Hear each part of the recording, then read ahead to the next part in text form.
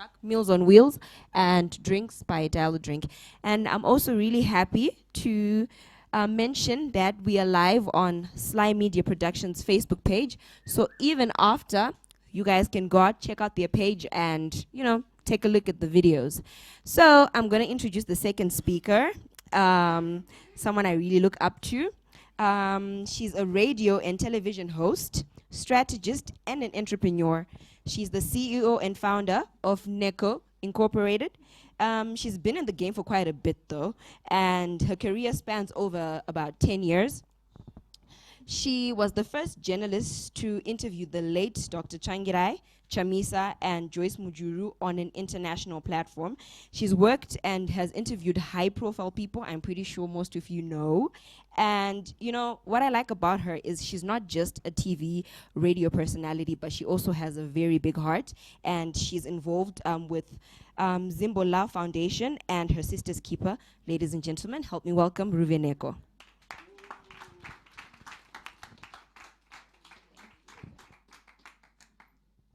Good evening. Good evening. Thank you very much to Taku and the Impact Hub for having me here tonight. I had caught wind of this on social media, that it started a little while back. And I wondered to myself, what does this mean? I posted this, and people were now messaging me saying, because it was a swear word. And people in Zimbabwe are very conservative. Believe it or not, you don't understand the level of conservative that they are. Sometimes they hide behind. But so I said, okay, I'll come. Because my entire existence is a series of fuck-ups. Twitter will tell you, your first fuck-up was being born in Parirenyatwa. Baba wako. When I was in high school, I thought I was going to be a pediatrician. When I was in Form 1, Form 2, etc. Because my dad's a doctor, and I thought that's fantastic. And then when I was in Form 4, my O-level exams, I had a 3210 cell phone. And then during the multiple choice exam in the afternoon, I had my cell phone in my pocket by mistake because the exam was in the afternoon. So I was at home studying, then mom drove me to my exam, Maskati. So it was in my pocket, but I forgot. So during my exam, my phone starts ringing. And in my mind, I'm like, who is that idiot? And it was me. I remember my history teacher coming to me with pain on her face, saying, Ruvheneko, what have you done? And thereafter, I lost my O-level results for biology, because the line mistress at the time was very strict. She's now the head mistress of Chizzy, love her to bits. But at the time, she went by the book. And the book said, if anyone takes a mobile device in a Cambridge exam, they are disqualified. So in fact, I could have been disqualified from my entire O-level exams. But thankfully, they just disqualified me from biology. So that took out my pediatrician dream immediately. Then I started focusing on other things. I remember my English teacher and my history teacher told my mum at parent-teacher consultation after O-level results, Ruvheneko will make a fantastic TV presenter. I can see her on CNN. She's just lovely, right? Ruvi wanted to now study law. After cancelling the medical profession, I said, let's go to law. Again, being influenced by my father strongly, I thought, let's stick to the professions, accounting, law, medicine. So I chose law. Went to UCT. And in my first year, I studied law until the second semester when I took on media as an elective, and I fell in love with it. I was like, this is amazing. Then I joined UCT radio, now I was on radio, and then I quit law school, and I changed my degree to media. I remember my father was not too happy, but he's an understanding guy. So we talked through it, and etc. Then my other fuck-up was now, fast forward to 6 years later, I'm at ZFM Stereo, my station, your station, and I interviewed Pastor Ivan Mawarire, the days that this flag was still very new. And when I interviewed him that day, that was my last show on ZFM, because those of you that understand the political environment in Zimbabwe know that that was a very risky thing to do. So when they took me off air at ZFM, I stayed on for a couple of months because I was programming manager, stayed in the office, nice office, ka salary, ka bo. Then I realized, no, but they've taken away my voice, and this is not okay. But my Fuckup was interviewing Pastor Ivan in this environment. Then I decided I'm going to start my own thing. I said, I've got a following, I've got a passion, I'm going to start my own thing. This is now November 2016. Then in 2017, my phone rang. It was Stunner. Stunner said, Ruvheneko, Olinda has gone wild. She's going too far. She's done this Facebook Live and another one. She's tarnishing my name. Me and my management have decided we need an interview. We need some PR. And we've decided that you are the best person to do this interview because you've got a serious following and we want you to do what you do to those ministers. Just grill him, but make it real. But we wanted to bring out his story. This is January. So I'm like, guys, and I'm gonna show you, and I'm gonna camera, phone. So where do you want to do this interview? Then he was like, we can use the same platform she used. We can use Facebook Live. So now the entrepreneur in me kicked in. I was like, okay, haurambi. Even if you sell tomatoes and someone wants a cow, you say, I'll get you a cow. So I said, all right. And I phoned my colleague and friend called Tafadzwa. Tafadzwa then, he was an IT expert. He used to work at Microsoft. I said, Tafadzwa, we've got to do a show on Monday. And it's got to be on Facebook Live. He was like, what? I was like, yeah. And at that time, this is 2017, January. We hadn't yet mastered how this works. And as SlyMedia, you know the story, right? By 2017, January, no one understood how it works. So we figured it out. No one slept that weekend. Tafadzwa was at my house. I phoned Envision. I phoned Chuck and his team. And I was like, guys, we need to put a production together. Stunner needs an interview on Monday. We got a poster designed. My poster easy, sell the dream. And then we did our show. Now this show was done in my house because I had no studio. The show was done kumbakwangu in my living room. We just made a set, just looked like a set. But if you saw it was behind the scenes, you'd be shocked. It was cell phones, it was weird things. And then, wait, where's the volume? Mawats. So this is the end of the interview. This is just one of the highlights from our conversation.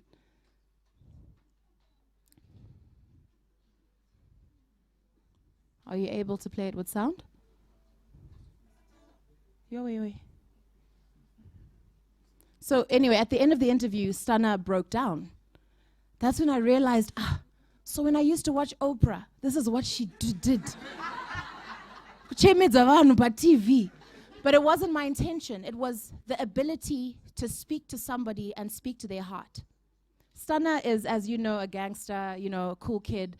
I don't think he intended to cry, but I think he intended his story to be out there. But this became the success of Ruvheneko Online. This is how it started.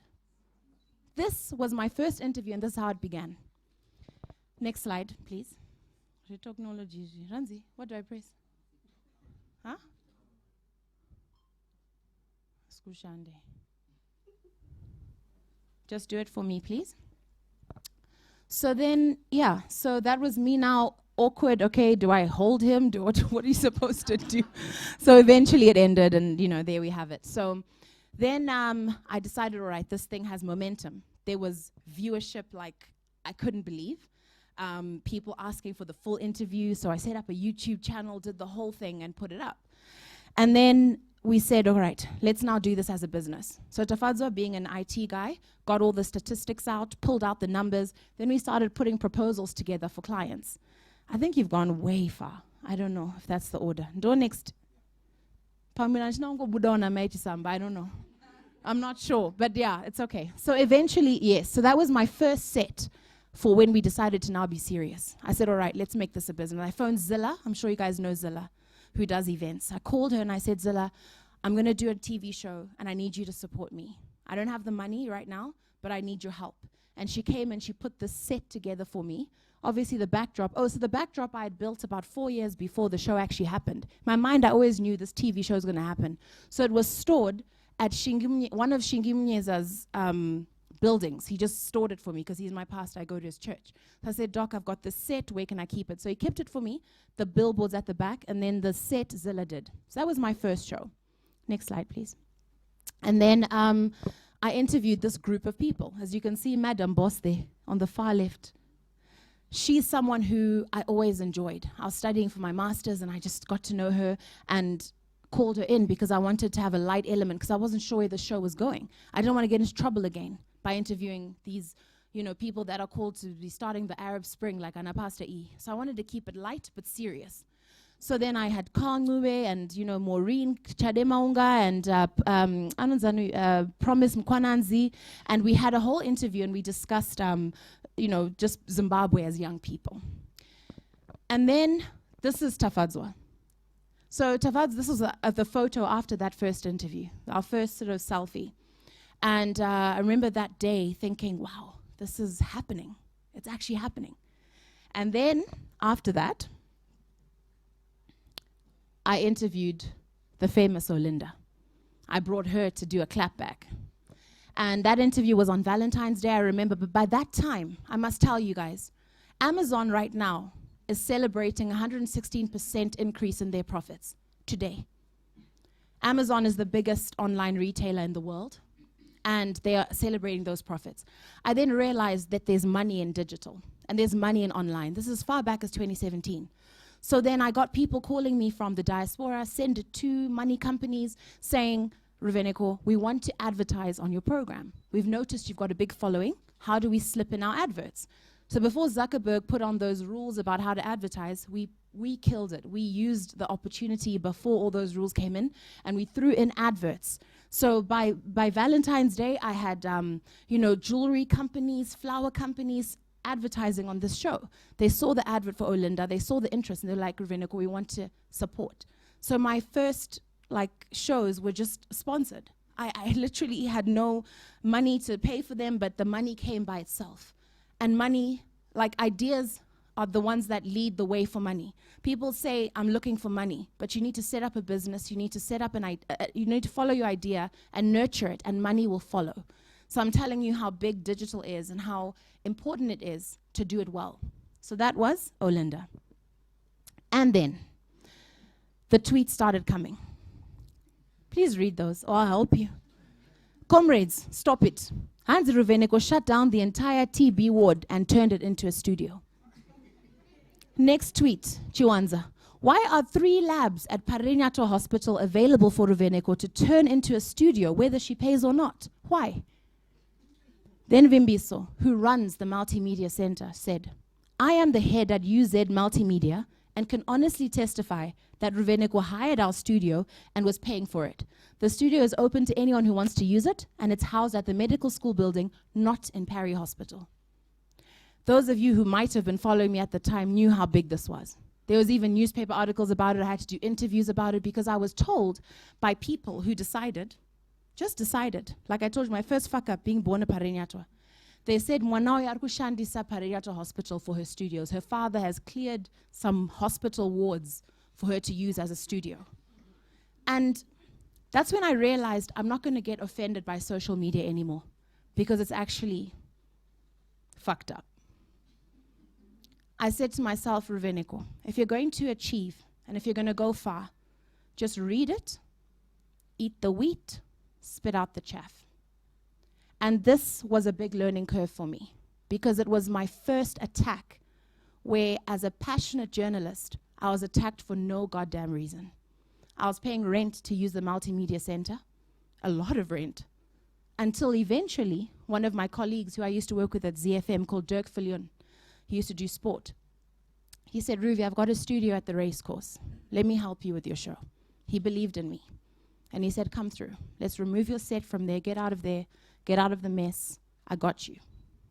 And then I moved to the race course. And then, this was one of my first shows at the race course. Familiar faces.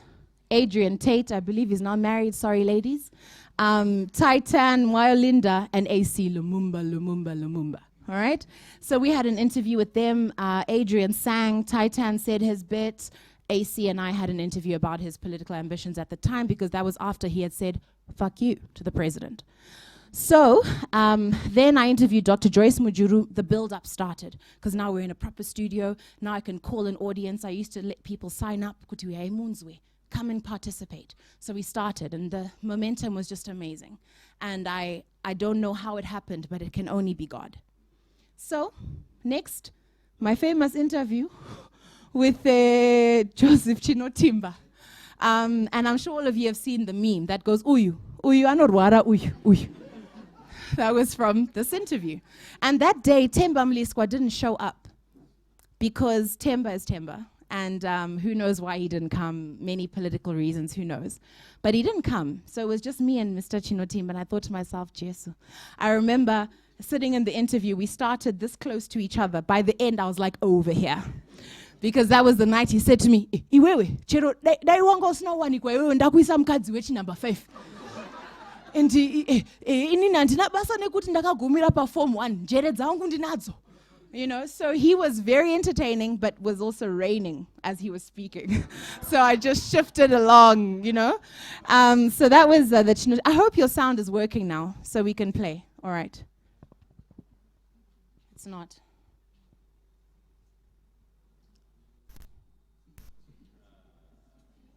Uyu.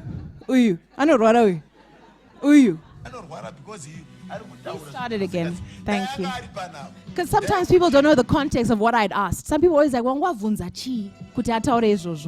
here's the context. What role did Chinotimba play in the killing of white farmers during the farm invasions between 2000 and 2000?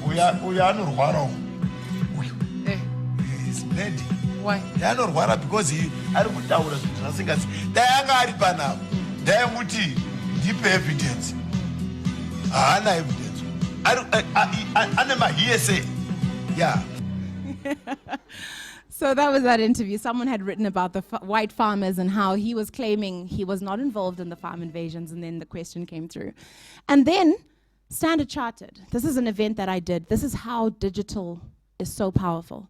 So Standard Chartered called me. They were having a women's event. They had their head of Standard Bank something from Nigeria, and she was coming to Zimbabwe.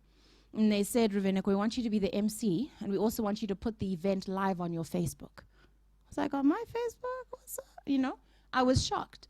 But that's what they wanted. So now I came as a package. If you want Ruvheneko to MC, Twitter Footy online.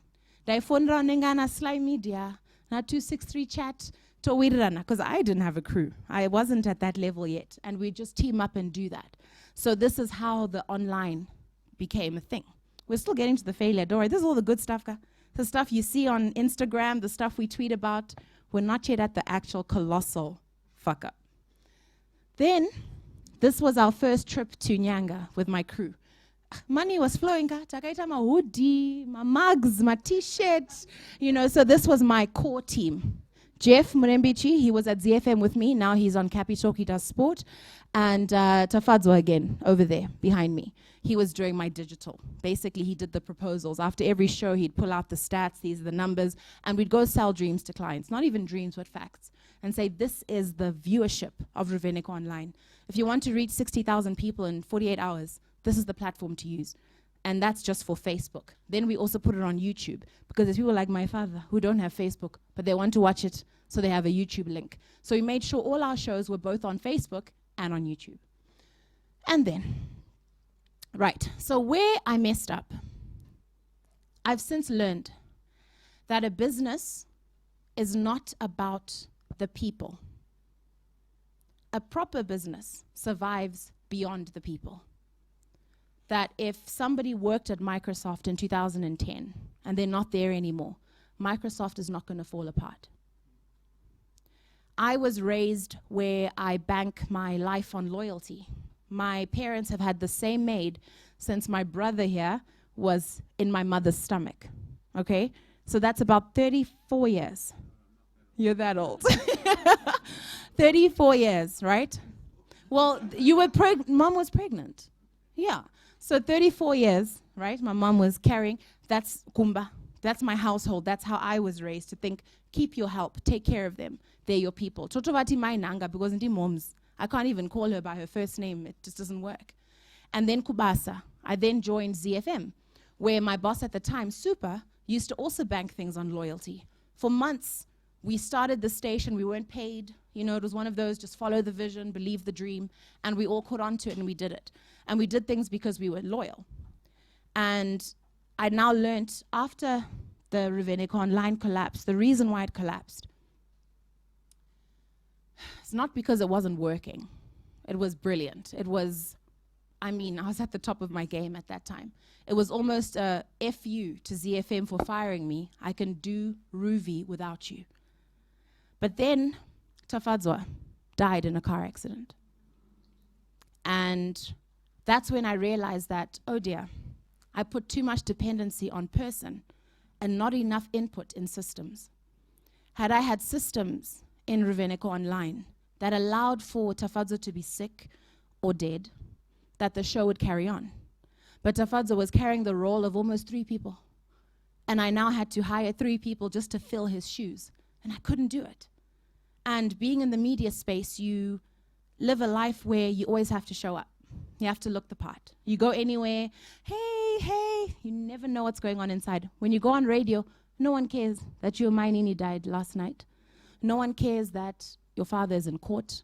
No one cares anything.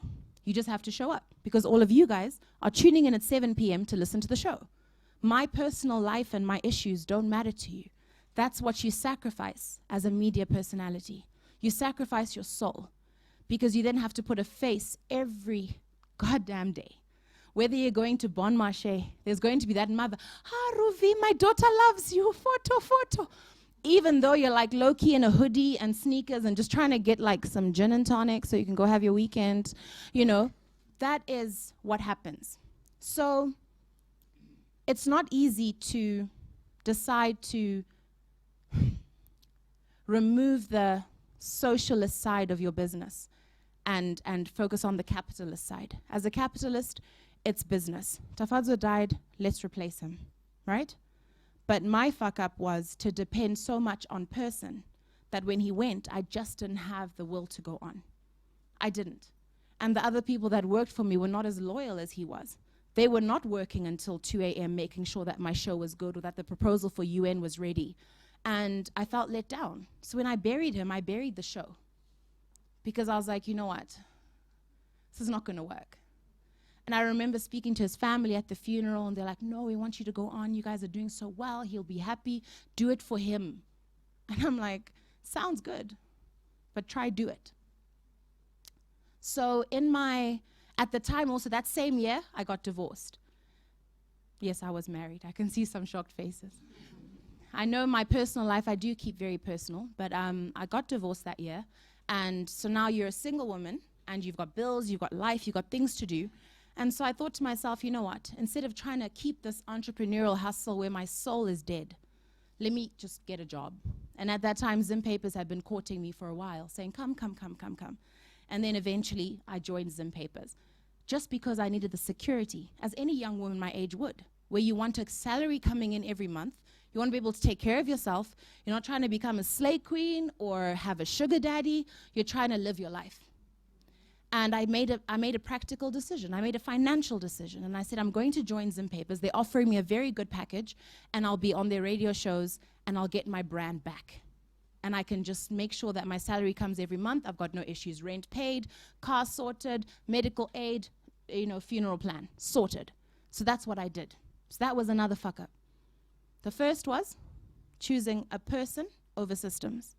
The second was choosing security over my destiny. So that's how Ruvheneko Online fell apart. I haven't fallen apart. I'm still here. Might have fallen apart, but had to pick the pieces up because this all becomes an emotional journey. And once you're a media person and you have to constantly maintain that high, like I told you about, that when we bump into each other, I must be the Ruvheneko you see on TV, the Ruvheneko you hear on radio. I must be that iron lady, that strong woman. For me to maintain that, I had to make certain decisions. But now, when that death happened, I started becoming more of a human and less of a personality. And that stuff I kept in the background. If you see me posting less, it's because I'm dealing with some things. If you see me quiet, I'm dealing with some things. I stopped now, after 9 years, putting on the face to make people happy, to make people see me. And I think it comes with growing. I turned 30 last year, and for me it was a decision to say, as I step into my 30s, I'm stepping into myself. And I'm doing things for myself. And if I so decide to go back on radio, I'll do it when I'm ready. If I go back on TV, I'll do it when I'm ready. And this idea of mwanawa, all of that, it's okay. Let people talk. Because the truth will always stand. And I know my truth. And I know how hard it took to get to where I am. I know how hard it was to pick myself up when I was down. There were days I told Fugam, my tweet. People talk to you like you're just a profile picture. They don't know that you're a person behind that. Then, now I've realized that your time is determined by God's plan. And you have to always follow that and respect that. So, here I am tonight, bearing my soul about why the Ruvheneko show stopped. A lot of people ask, a lot of people don't know, but I can't go and explain this full story, please, to everyone I run into. So, there you are. That is my fuck up. Oh, and another thing, on a lighter note, I think that was a bit too deep, but like on a lighter note, who uses Munch? Hands up. Who uses Munch? Have used it. You guys, you need to use Munch. I'm not just saying that because he's here. Rangach terrific Tuesday, waiting 1 hour for pizza to come. I can't. Sometimes you're in the middle of a meeting or you've got things to do. You need to get things fast. And Munch, they don't sound like Air Zimbabwe. Good evening, welcome to Air Zimbabwe. Captain Sitole aboard the plane. Munch, Kafundra Munch. British, good afternoon, can we help you? Can we take your order? It's fantastic. I really, really applaud you. I didn't know it was him until I saw the poster for this event. I know him. He's a rugby guy. My family is rugby guys. So I didn't know it was you. So I encourage you to try Munch. I don't like apps to order my food on an app. It's like a robot. But they like this app thing. So I use the app to select what I want. Then I phone. And I say, hi. Please, can you bring it for me? So you use it how you want it, but it is so on point. And I really am not just saying that. Your guys will tell you. I'm telling you, there's a Sebastian who's always on the phone with me. Hi, Ruvi, how are you today? You know? So you should try it out and stuff. So, yeah. Any questions? Sorry, guys.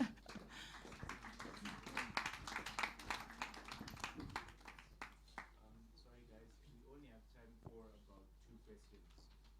2 or 3 questions at most. I'm not used to being asked questions, so forgive me. No, just kidding. Are you going to resurrect your show? Do you plan on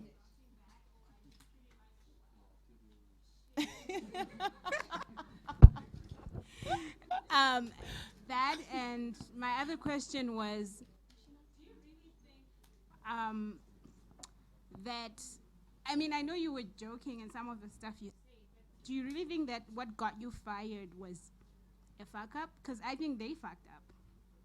Do you really consider that a fuck up on your part? Okay, so am I going to resurrect like my brother said? Huh? I will. I always bounce back. I am who I am. And I don't stay down for anything. But it's about timing. And I'll bounce back in my time. People will tell you, Ruvheneko, you're young. It's my clock. It's my clock. And when I bounce back, you'll feel me, you'll hear me, you'll know I'm back. But in terms of, what was your second question? Do you really think you fucked up? Like, I remember listening to that. That's a political question. Who do you work for? I would expect you to, maybe I'm projecting, but... No. Look, that day everyone fucked up. I'm sure you saw there was a Snapchat video of my former boss going at Pastor E. Then Pastor E himself also went on Twitter and went ham. So why I say it was a fuck up was I should have known better.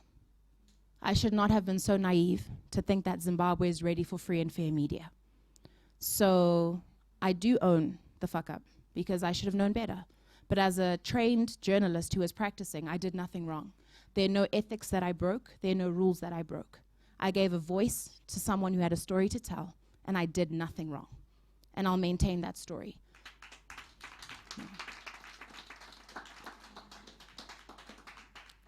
Ruvheneko. Hi.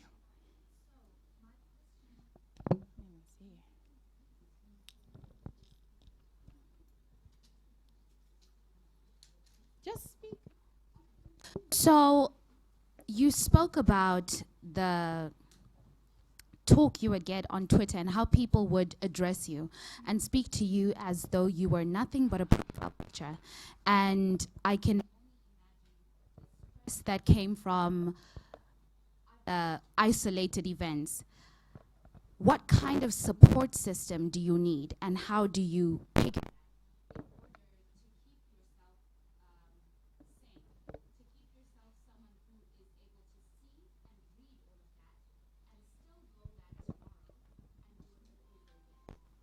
Yeah, no, that's a big one. My family is a big support. I've got a really emotional mom, as all of us do.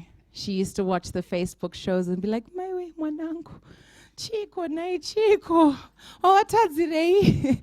You know, so I've got a mom who's there and she's always on her knees. And then I've got a dad who's been in the public eye all his life. Bear in mind that the Dr. Parry we've all grown up with is the son of a great man who passed away. So he's also lived in the shadow, but he's always been in the public eye. So there was a time where he gave me a talk just saying how to manage public perceptions and the stories that come out. So I was always trained for it. I was always geared for it. It's not like it hit me by surprise, not at all.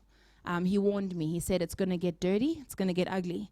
And the path you've chosen of politics, be very careful.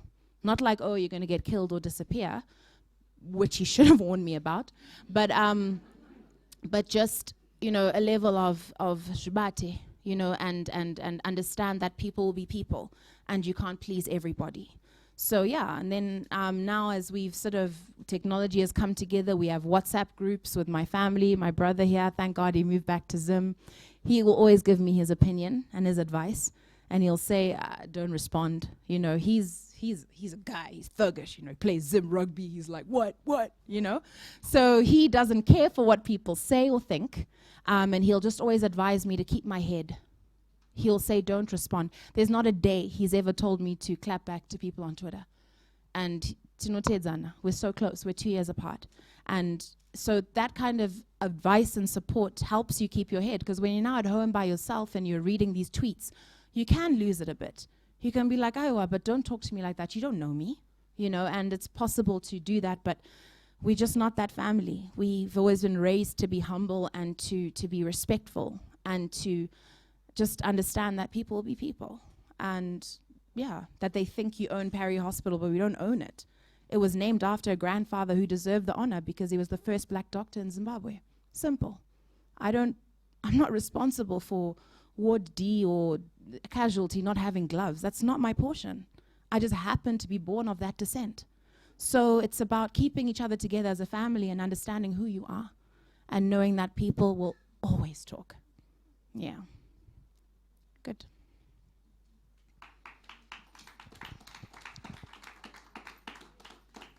Hi.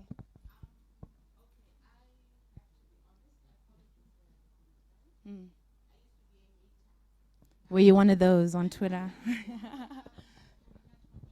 Right. I'm gonna follow you.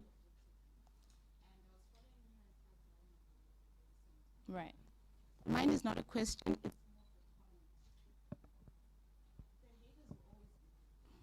But remind me of Caroline Mutoko. I know her. That our generation needs you, needs Fadzai Mahere, needs women who are brave enough to usher in a different kind of leadership for women. Ready.